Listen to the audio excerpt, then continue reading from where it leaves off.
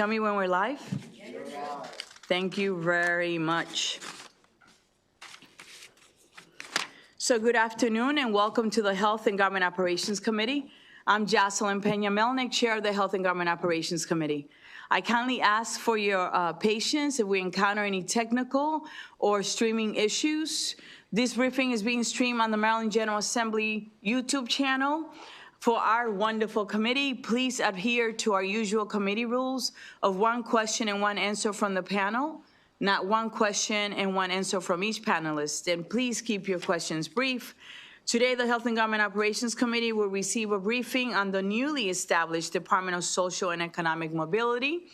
And we will begin with Mr. Walter Simmons, who I know from gorgeous Prince George's County, who's the acting secretary for the department. And Acting Secretary Simmons, you may begin. Well, good afternoon, everybody. And thank you for having me today. As I am officially 45 days on the job, so I will try to answer as best questions as possible. For a quick background on me, I have worked in Prince George's County and workforce development for the past going on almost 10 years, serving at initially in economic development, leading workforce development before creating Employ Prince George's, which was the workforce development arm. And through that work, we did a lot of work in kind of community development, nonprofit development. And during the pandemic, created a grant program to help small businesses that were employing Maryland residents stay in business and continue to employ their residents. So, and prior to that, I worked in DC government, as well as worked for my local United Way in South Carolina in economic mobility and social equity programs, managing one of the first financial stability centers in America. So it's an honor to continue this work with the Department of Social and Economic Mobility and be here today as now more than ever, ensuring that those, that every Marylander and those that really need equitable access to resources to achieve economic prosperity is key, because as we'll highlight kind of later on, that is currently under attack, and as we want to ensure every Marylander has access to work, wages, and wealth. As you all know, through House Bill 1253, we were established and launched on October 1st, and I became the secretary on October 20th, the acting secretary, with a mission to advance social and economic mobility for all Marylanders by removing barriers, investing in inclusive opportunities, and aligning these resources. That is something that we are going to be heavily focused on and really meeting the 9 goals outlined in the bill, but also being able to frame it to ensure government efficiency through this work.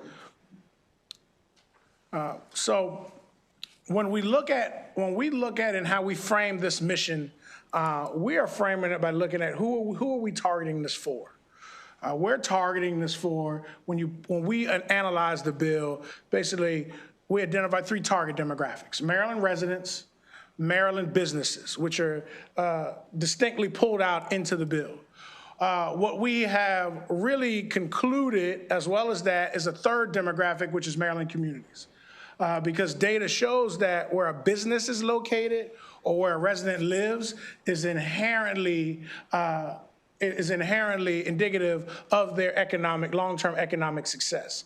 If they're in an under-resourced community, they may not have traditional access to supports or services that other members of other communities may have. So as we want to improve access and economic mobility for Maryland residents and businesses, we also have to make sure that the communities that they reside in or that their business is located in is also receiving the same equitable access to provide those services to their residents' community. So we're really focused on ensuring from a holistic approach, every Maryland resident, every Maryland business, and every Maryland community understands the resources that are available and has equitable access, and then what does the accessibility look like as they receive those services. Through the integration and creation of the Department of Social and Economic Mobility, the Office of Social Equity, which was independent office working with the Maryland Cannabis Administration is now what we would consider one of the programmatic units or offices at the Department of Social Economic Mobility. What was previously the Governor's Office of Small Minority and Women-Owned Business Affairs. GOSBA is also now one of those units, dropping the G now, OSBA. And as I'm getting used to the setup here, Chair, I see my special secretary behind me, Secretary Martinez, who has been tremendous in my onboarding and partnership. Right now, it kind of seems like you don't see one of us without seeing the other. So it's been amazing to serve with Secretary Martinez, as I saw that in the monitor. I have to say that I'm biased, but if someone has to have your back, that's an amazing human being to have your back. She is solid, good people. Okay. And so that it has been an amazing transition and understanding that as well. And then also the Office of Minority Business Enterprises from MDOT has now integrated. And so what we're working with, and there is a report that's due to you all in 2026 as we do the asset mapping and looking and how we believe we can achieve the goals and the mission that has been outlined through those departments. Related to that, we've identified in this kind of transition period 5 key focus areas for the agency, and that's development, implementing, and organizational infrastructure. We're working with the Maryland Cannabis Administration. We've been working with the Governor's Office. We're working with MDOT, identifying the MOUs and structures and policies to develop the agency. We're also moving forward in the operational infrastructure, which is really going into those policies, operations, staffing that we've been in the process of. As we develop the organizational infrastructure and the operational infrastructure, we then move into KPIs, taking the individual, as the law outlines, as being the successor of those 3 offices and those programs, taking in their KPIs, and then rolling them into the KPIs outlined in the bill that was aligned, and then figuring out with those broader goals, how do we align them with the appropriate office. The 4th focus area moves into stakeholder engagement, internal stakeholder engagement, working with our fellow government partners, and also external stakeholder engagement. I pause right there when we say external stakeholder engagement to really achieve this equitable access and leverage the power of the bill that says government funded. We also look at not only the agencies, but who are those agencies funding? What work is it doing? How are we working with the counties in Baltimore City? How are we working with our incorporated municipalities as well, our nonprofits, to ensure that, how do we ensure that this holistic approach not only starts in Annapolis and our government agencies down to the nonprofits, local agencies that are receiving those funds, and decrease duplication and replication, and really work to include a holistic approach. Instead of duplicating something, let's find out where the gap is and figure out how to make it more efficient. So that's that internal stakeholder engagement. You will see something called Voices of Maryland, which we've started in that stakeholder engagement, of not only taking the data and the reports from our government agencies, but really meeting. And that's where Secretary Martinez and I, yesterday we were at Ocean Downs in Ocean City, meeting with not only businesses, the casino, but also the chambers, the trade associations. I came here today from Howard County and have been traveling over the last 45 days throughout the state, and plan to touch and really take some of that qualitative information from our entities and partners on the ground, and also talking directly with our residents and businesses in that stakeholder engagement. Ultimately, in the report that's due in 2026, that is the economic mobility ecosystem.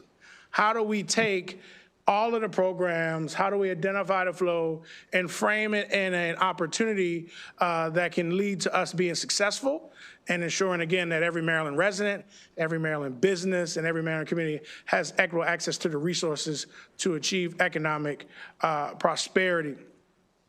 And so as we outline in that report, and I won't read it all back to you all because you all passed it, really going into what does it look like in partnering with our state agencies?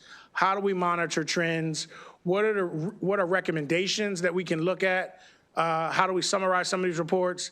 What are the roles, responsibilities in these programs? As someone that has worked with state government for many years at the local level, there is a lot to kind of asset map and put in there and figure out and align, but also looking at performance. And key thing, what we've been talking about when we say performance, we've been talking about impact. What is the impact? What does the resident, what does the business actually feel when we say performance? And then also, how do we ensure that all these government resources are not underutilized? Right? Do people know what's available? Do they understand? Do businesses know what's accessed? I met with a business yesterday for about 20 minutes because they didn't even understand one of their certifications and how they could truly take advantage of what was provided. But they did half the battle by showing up to the event. But as a new business, we really sat down, Secretary Martinez, our staff, and took the additional time to ensure that they could not only get the certification, but understand the full impact.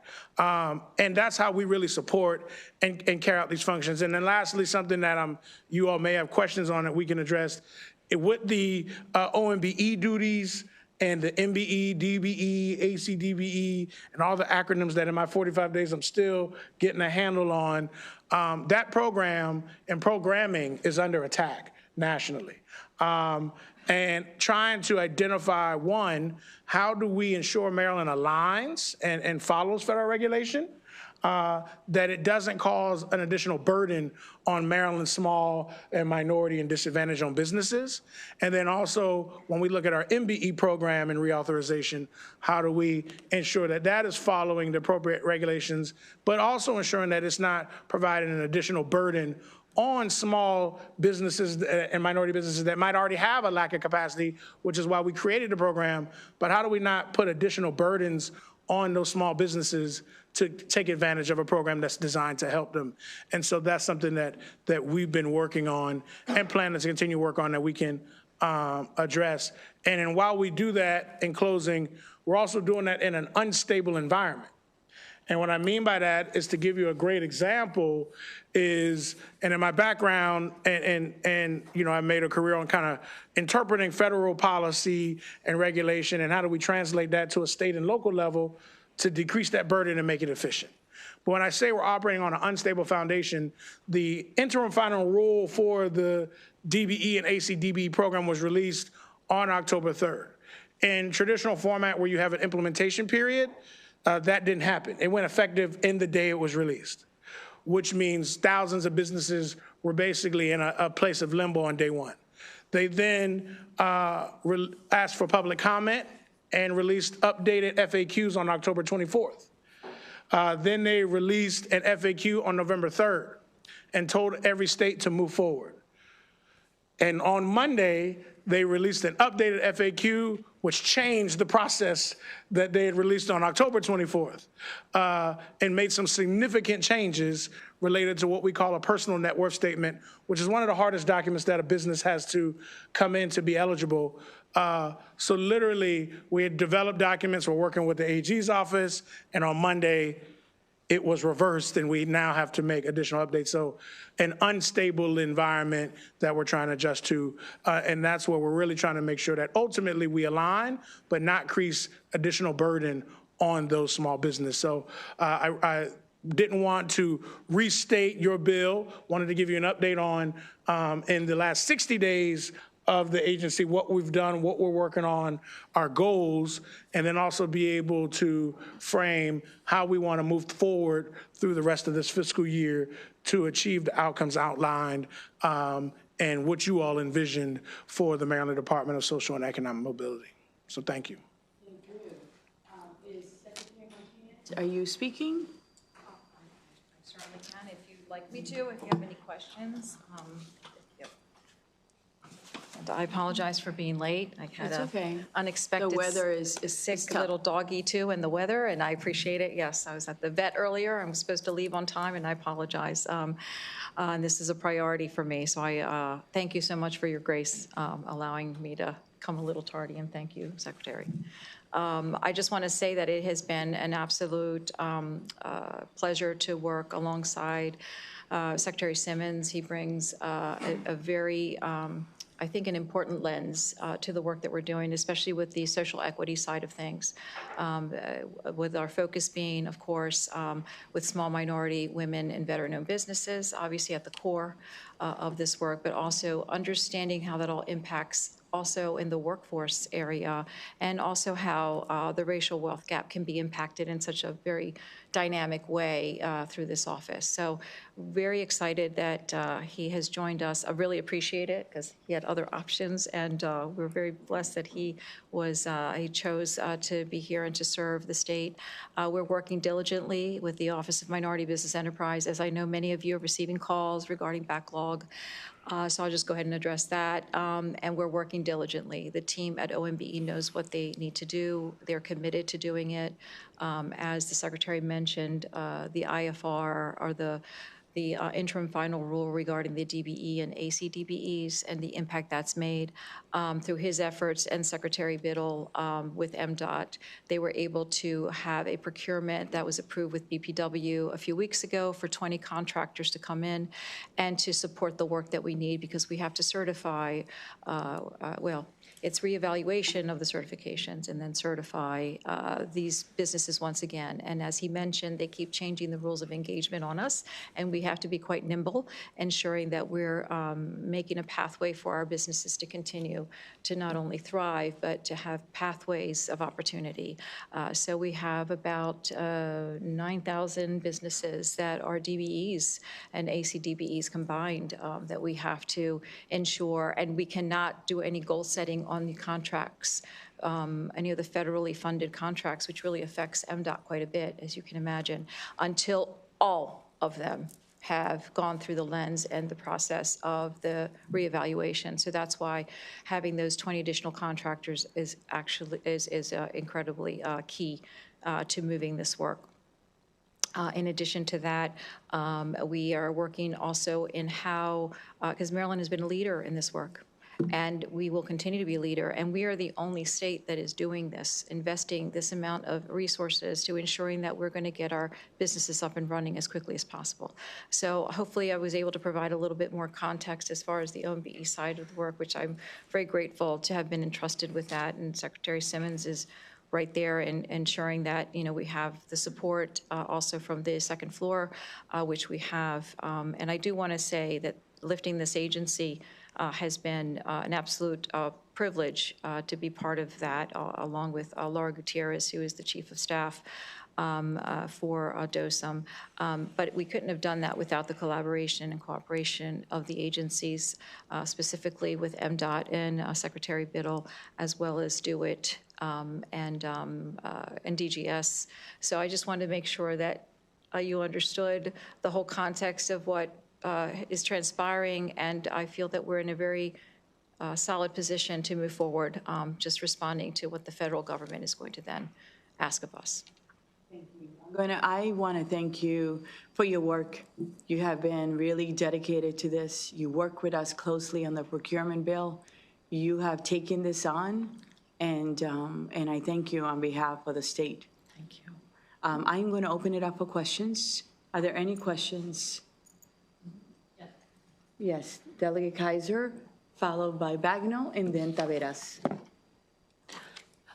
Thank you both. Thank you very much. And currently love the overall mission, so I don't want to address that.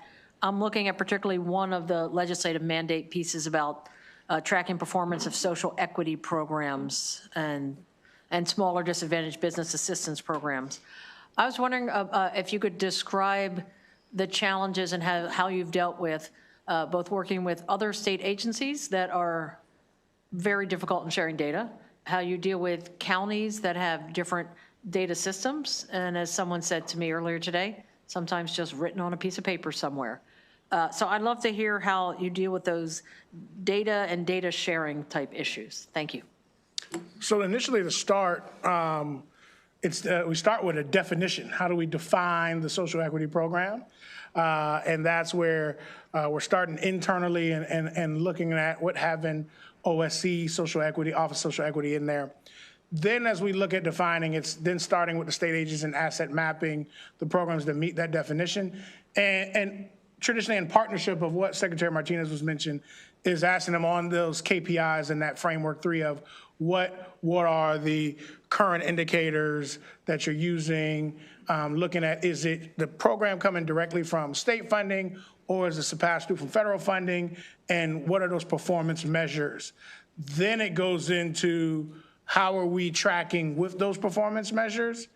Then we'd have to go down of what's contributing into those measures. And when I say contributing, I mean, who are we contracting with to execute that? Are we contracting with a organization, or are we contracting with a local entity that's then using a local agency and then going from there? So we really want to start with the definition of the social equity program, then clearly defining the agencies and programs aligning, and really going from the funding source performance indicator and then mapping that down to actual where the program meets the direct resident or business. I guess I want to go back to my original question. It sounds like you're describing what you want it to be, but are there challenges now with that data sharing? I want to really hone in on that point. Well, we haven't gotten into the full asset map currently. Right now in our agency introductory meetings, there has been a willingness from every agency to share. And I think as in the time comes, we'll see what challenges we may come out. But in those initial meetings, the agencies that I've met with in these first few weeks have understood it. We've shared the bill, and they did not initially identify any blatant errors so far, but we may see something down the road. Delia Bagno. Thank you, Madam Chair, and thank you for coming and speaking with us today and all of the work that you've done in such a brief amount of time. And I think I'm kind of following up on Delegate Kaiser. Secretary Martinez, you had spoken to the fact that we are the first state that is doing this. So as we are building this system out, I assume that other states are looking at what we're doing.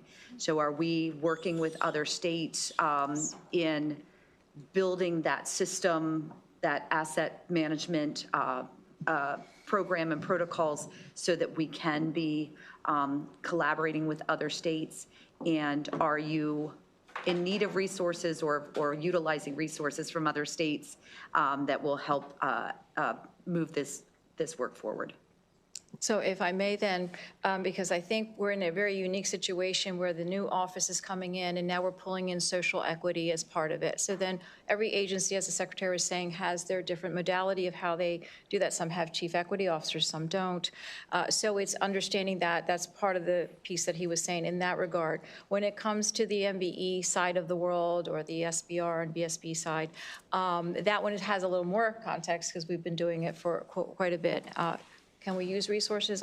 Absolutely, we always do need that. See, and to the delegates' point as well, it is extremely manual, the work that we do. When we put together the annual reports that you all need to see at the end of the year that we submit in January to you, it is absolutely brutal work, because there are also different systems that we have to come into to the delegate's point. People, they don't all talk the same language when it comes to the systems, right? So that's one of the things that I know the Secretary has put on his priority list, is ensuring that we have those conversations with DO IT. And there's so much support from the second floor because of this new agency coming together. So we do have their ear. However, we will need all of your support when we do come to you with asks in order to be able to become more technically capable. So that's part of it, part of the pieces. But then our KPIs also shift because our landscape is shifting. So you need new metrics for new things that we didn't even know we needed to monitor. So that's the other thing the Secretary has had on his list of priorities, is ensuring that we're capturing all the information. And while we're in there, what else can we capture? So I hope that's helped a little bit, understanding that it's a situation where we've been dealing with this for a long time, but the Secretary's vision has been to really ensure that we have technology at our fingertips, because now, especially using AI modules, also doing collaborations with the University of Maryland, that they also have support that they can provide us. So we're going to have a meeting in the next few weeks with that the Secretary is going to be leading on our end, where they have the resources to support us through their students. And they do this for Department of Labor. They've done it for the Comptroller's Office. So we're doing all this very proactively as well and not reactively, but he also wants to identify the areas that we should watch out for in a trend.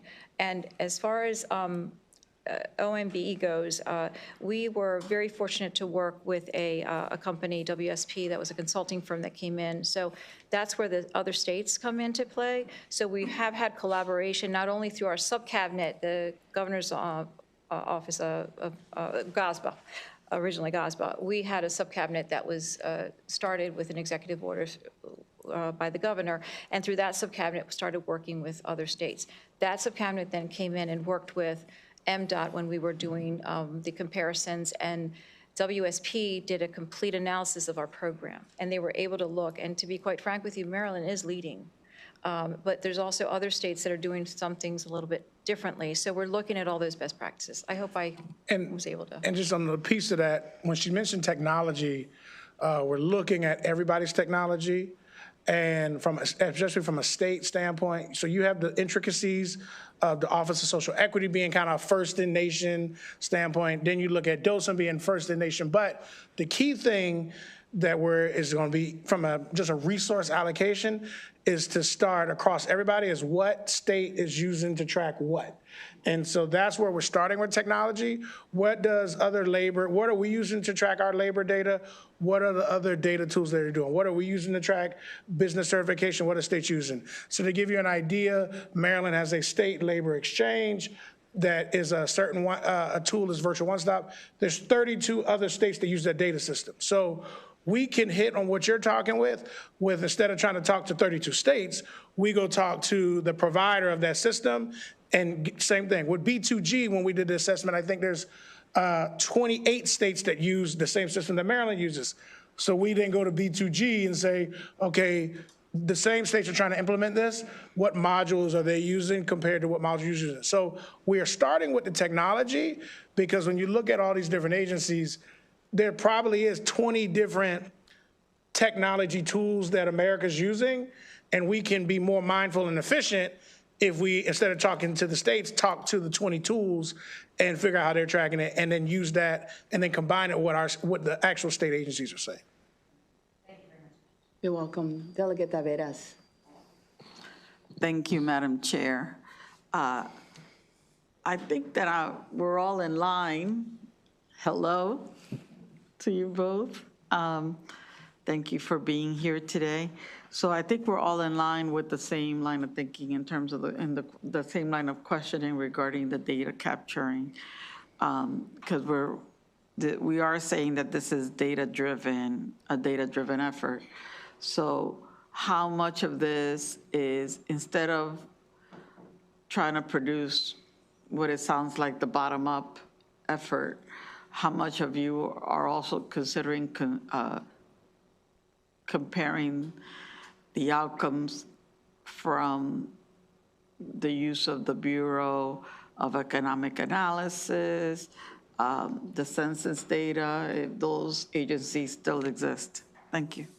Well, I think that's going to be key, right? When we break out the actual program, there is going to be a comparison of what this program is doing in context to where we're trying to move it from.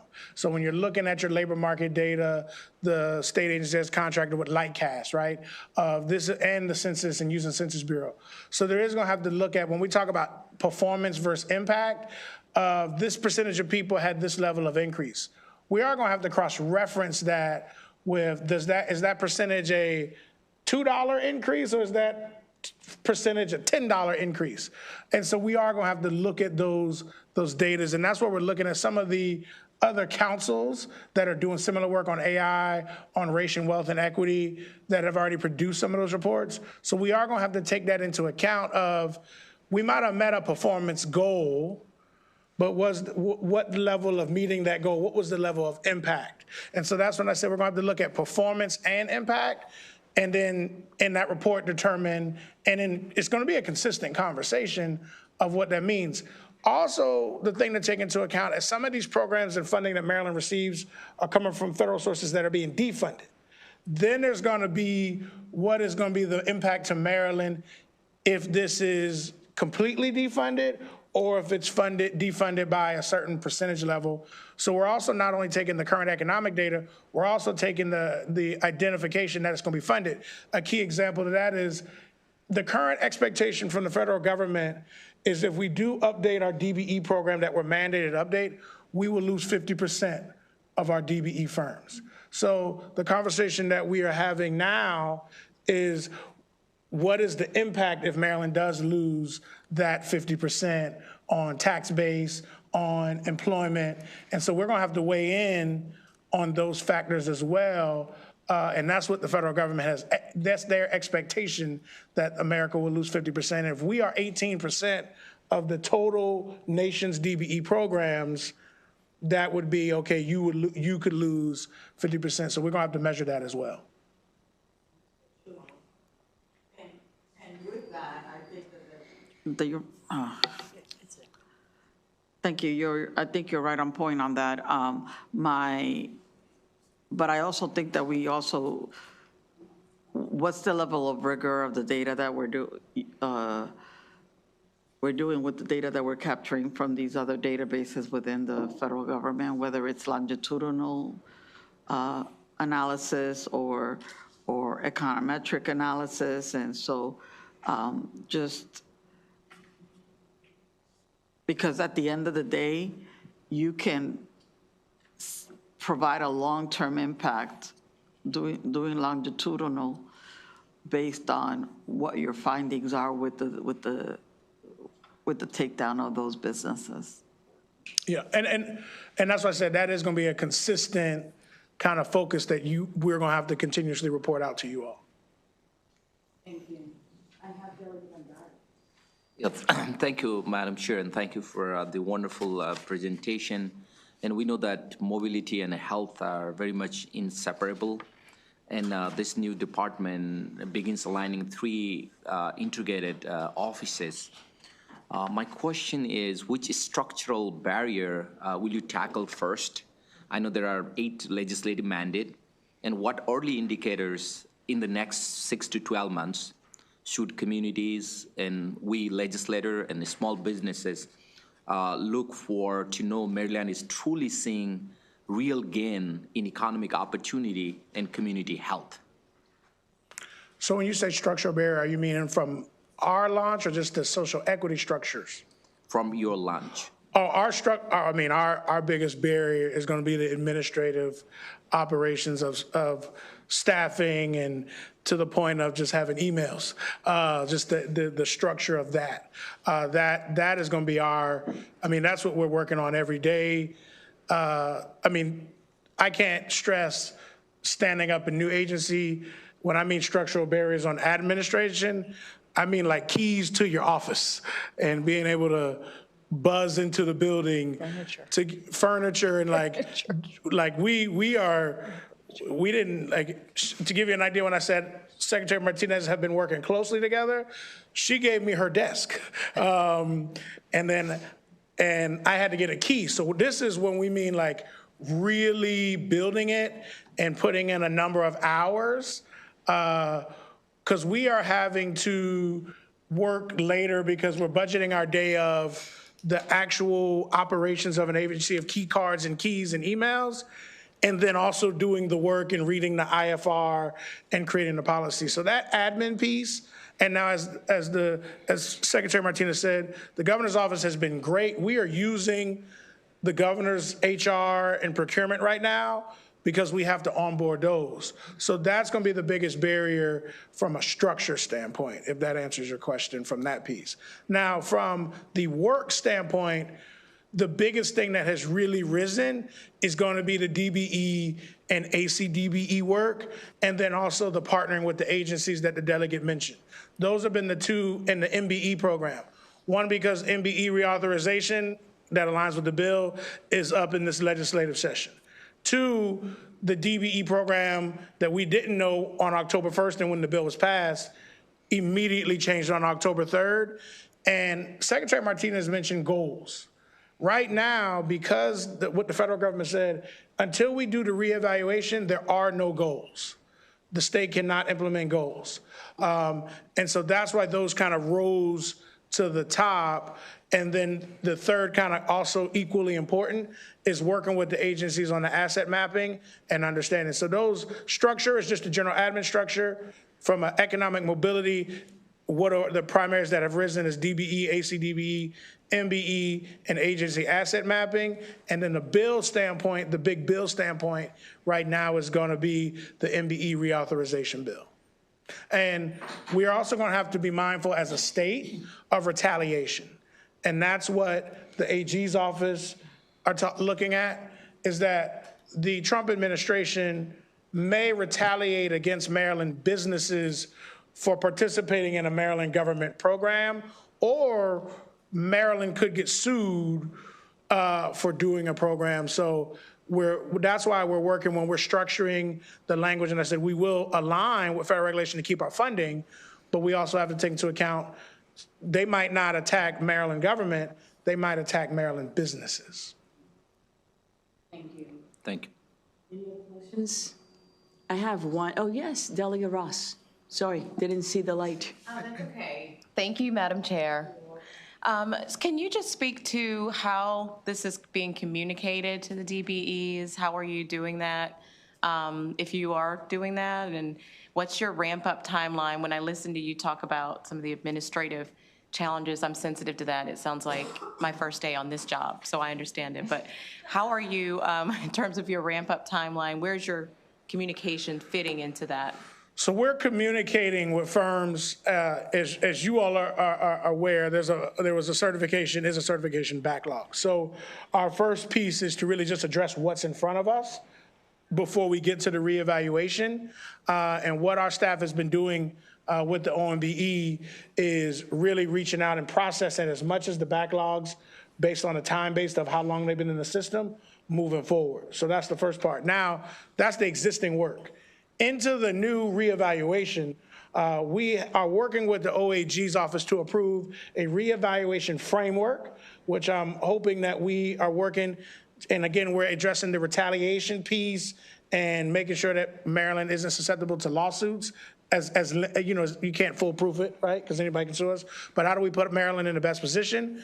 Once that framework is done, we will then move out with direct communication to all of the firms that need to be reevaluated. One with a specific mailer to them that's not related to all of their certification, but just to the certification that's related to reevaluation from the federal government.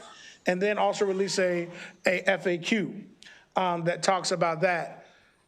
Inside of that, we'll then have to update the B2G system that the state contracts with to make sure that and understand the right taglines. After that standpoint, and that should be starting first week in January, the more detailed communication is that 7,000+ businesses, based on federal mandate, are gonna have to individually tell us what they want. And then that's where those additional contracted resources, and when the delegate asked the question of what additional resources, I think we will see what those resources look like. My biggest concern is that in 8 weeks, the administration has released 3 different guidances. If they come back in January and update the guidance again, we will have to re-communicate to those thousands of businesses what the change has been. And to give you an idea, last week, we met with the AG's office and had some documents confirmed. And on Monday, December 1st, the federal government changed the guidance. We met with the AG on Tuesday, and they said, okay, well, these 7 things that we agreed to last week are now been null and void, so we got to change it again. So, and we've talked with the governor's office, is that we're going to have to let Maryland businesses know that if you get a change in direction from us in the next 30 days from what you received, we're having to adhere to the changes that they're giving us. And so that's what I'm saying. October 23rd, October 24th, and then December 1st, the guidance changed 3 times in 8 weeks. And so we're talking 7,000+ businesses. We're hoping that between now and January 1, there is no more guidance changes. And so we're moving forward with that communication. But at any given week, we could get a change at 11 o'clock at night, a guidance comes out. Thank you. Delegate Guzmani. Thank you, Madam Chair. I'm going to make this into a question. So I have a background in organizational development. And so I was really happy to hear that you're sort of focusing on the building of your organization. And I've also heard lots of work in a programmatic sense that you guys are also going to be doing. So I guess my question is, how are you going to ensure that you stay focused on that development of the organization when all this other stuff is going on? Because I have concerns that unless you do that now, there's going to be all sorts of trouble down the road. No, that is our biggest concern. Delegate Gazzoni, we're going to start with the employees. We have to start with the employees. So one of the first performance metrics that Secretary Martinez was talking about was employee retention and turnover. We can't service millions of people and thousands of businesses if our state employees, which is our greatest asset, are not doing the work. So MDOT and OMBE, to start there, had a culture kind of spirit committee. We have now adopted that spirit committee across the entire DOSM, and we're taking staff from each of those spirit committee, and that's how we want to keep that employee morale, because in a merger, integration, or change, staff don't feel like they're communicated, they feel unsure, and that could increase turnover and efficiency. So we're starting with that spirit committee. 2, the same 5 focus areas that I've given to you all in this presentation, we are transparently communicating that with every employee, and there are team leads. And so in this project management, we're breaking out those 5 focus areas and allowing each of those units to identify their key focus areas inside of that greater unit, and the implementation of weekly meetings where the employees can also hold the leadership accountable and feel a voice in that. And even inside of that, you're going to have areas, but that additional touch is Secretary Martinez, myself, and our Chief of Staff, Laura Gutierrez, we're also trying to sit in as much as possible on those leadership meetings to ensure that the staff, as they have elevated those project management and those timelines related to the administrative side, they understand that the leadership hears them. We're sitting in, even if we have to sit in a meeting for 10 minutes out of an hour-long meeting, we're making that attempt and coordinating if I can't make it, Secretary Martinez or the Chief of Staff. So those 5 areas and breaking it down into that project management, but also understanding that this is taxing on state employees.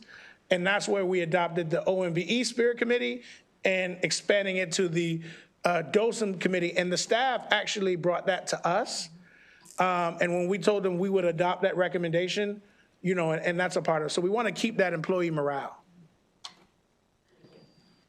Questions? I have one question. How are you addressing the Office of Social Equity cannabis licensing? Because only a few licenses have been issued. So that is going to be in our KPIs and understanding that piece and breaking down detailed reports on the lottery numbers and what was going in. And Delegate, that was a big question that I had coming in on really understanding it. One of the things that we have identified is the 6 different types of classifications. Growing, processing, and dispensary. And then I say 6 because there's also micro-growing, micro-processing, and micro-dispensary. And then really, and this goes to, I think, and I'm not, trying to suck up, but I like the bill that you all did, right? Is what goes into that, and how do we leverage the tools of MBE and OMBE that have been doing because it is kind of a business licensing, a business certification, right? And then breaking that down, it is a funnel. 2,000 applications, 1,900 approved, 17 qualified, 1,500 went through, 200 were selected, and 19 have been executed. So 19 from 205 is a big difference. And so now it's breaking down and having principal people that are focused outside of the administrative development of, okay, what has made that 19 rise over the other 190? And then on Fridays, we're calling them outreach, talking with the businesses and hearing from them why they feel like they haven't been able to take the next leap as the other 19. There is a piece that, and I give an example, I'm not going to say the business's name. When I was speaking with that leader, they stated to me that their big holdup is they can't get approved locally. And so I said, okay. So they have met all of their requirements. And so that's where when I asked, they said, yes, the community that they want to locate in filed an injunction that they can't open. And so then that's where we have to go back and then say, okay, is that a state legislative conversation or is that a county legislative conversation? So we are going to have to, in that licensing, we started breaking down the kind of run, and those numbers I gave you, 19, those are generic numbers. They're not the exact number. The 204 is an exact number, and the 19 that have gotten there. But we are going to have to take the quantitative and qualitative, and that's why I met with that individual business owner that said, you've checked all your boxes that we have. Why are you not operating? And they said, the location that I picked, that I signed a lease for, it got blocked, Walter. That's why I'm not open yet. So then we have to go back and figure out how do we navigate that. So Delegate Pena-Melnick, we actually we're working with the OSC Leadership Director Johnson and their deputy to really do an analysis, and they have that. We did our first briefing 2 weeks ago. We have a second briefing the week before Christmas as we dive into those specifics, barriers on the 180 that have not made it to the licensing round. And ultimately, we're going to have to decide, is it a systemic barrier, which is why OSC was created, or is it an individual deficit of that licensee, and then make a decision on how we move forward? It's also the question you asked, if I may, this is going to roll into the DBE firms. We're going to have to decide when a Maryland DBE firm has been given enough time and resources to be recertified, and they haven't and they won't, and do we, or when do we now decertify them? And that is the unfortunate position that the federal legislation regulation changes put us in. But that is 7,000+ businesses, and the administration, the federal administration, has estimated that what they did will decrease 50%. The hard part for us Marylanders is that 50%, while that's a number to them, that's a business member of our community and a resident that their primary source of business and revenue, they are no longer eligible for. So we're going to have to do that same analysis. But we also know that we can't wait. There's only a certain amount of time we can wait for a business to get recertified, because until we do the complete reevaluation, there are no DBE goals until the reevaluation is done. Delegate Martinez. Thank you, Madam Chair. And thank you both for being here. You know, you guys have been given a mammoth task, and I think have been doing a Herculean job of doing it. Before we even got here, I've heard from folks in the community and across the state about just how responsive you guys have been. So I really, really appreciate that. Madam Chair's question kind of sparked mine, and it's about the Community Reinvestment and Repair Fund that came with the Cannabis Reform Act. Could you guys just speak more about your role, particularly for Prince George's County? I don't believe we've actually spent any dollars there yet, and so I'm a little concerned. It's about to be 2026. But just talk more so about what you see that fund going towards and how you as Secretary want to help get these funds out. Yeah, so in our initial briefing, and one thing, when I mentioned these briefings, I didn't want to come in and talk with Secretary Martinez and just give the bill and tell the staff. So I asked the staff, as the people that have been doing this, to educate me and Secretary Martinez and Chief of Staff through that briefing. And the staff at OSC brought up the reinvestment fund and how the funds are distributed. I think the big conversation with that fund is there is a piece where the local area has to determine, distribute it, and there is a piece of guidance and advising and agreement there. I think what we need to do at the top of the year is really identify, and I've been asking the staff to define, really confirm and define, look at the policy, the legislation, look at the regulation that we've created, and figure out what is the role of the state, what is the role of the local, and then communicate that to each local area. And because there has been questions from our team at OSC where locals have stated, well, we don't want to spend it because we want to make sure we're spending it correctly. And so that's why I said, okay, so then we need to go in and define it, work with the legislative staff, work with the OAG staff, and clearly give the local area parameters and not create such there is a gray area because we don't want to limit a local area's flexibility. That's what you all created in the law. But we also don't want to give so much flexibility that some decisions feel paralyzed to move. So what I've asked is let's work with the legislative staff and with the AG staff to give a little more definition and hopefully expedite how those funds move. Some areas have moved those funds, as you highlighted, some haven't. So we want to figure out what is causing the delay and then figure out how to support and make sure that we've got legislative buy-in and AG buy-in. I don't see any other questions. I do want to take a minute to say thank you. I can hear your passion, your commitment, and I feel I will sleep well at night knowing that you're in charge, and also because Secretary Martinez is there with you, and I know she cares deeply. I want to also, I will be remiss if I didn't acknowledge that House Bill 1253 was introduced by Speaker Adrian Jones. This is her baby, and it reflects her lasting vision that equity and economic mobility must be permanent, coordinated priorities of state government. By establishing this department as a principal agency, she created a real structure and accountability for work that too often lives in silos. What we saw today and what you presented is a direct reflection of that legacy, and we appreciate your continued commitment to carrying this law forward as it was intended. So yesterday, the Speaker announced that she's stepping down.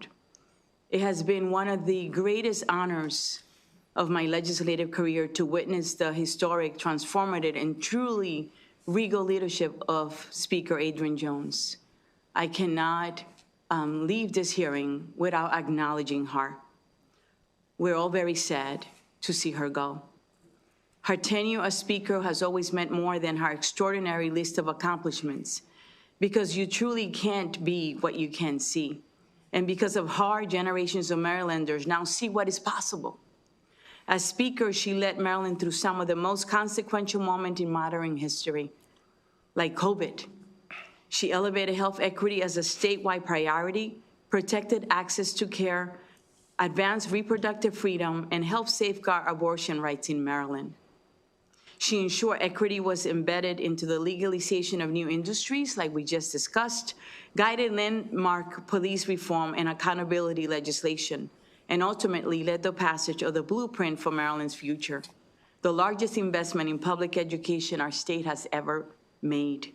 Time and time again, she used the Speaker's gavel to move Maryland forward, boldly, deliberately, and with vision.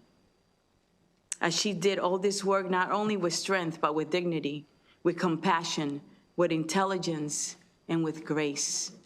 She reshaped not only policy, but what leadership looks like in Annapolis. Beyond her historic leadership, she has been an unmatched mentor to me and to many others. She has poured into women, into people of color, into young leaders, and into public servants who will carry her legacy forward for generations to come. I want to take this moment on behalf of our committee to thank Madam Speaker.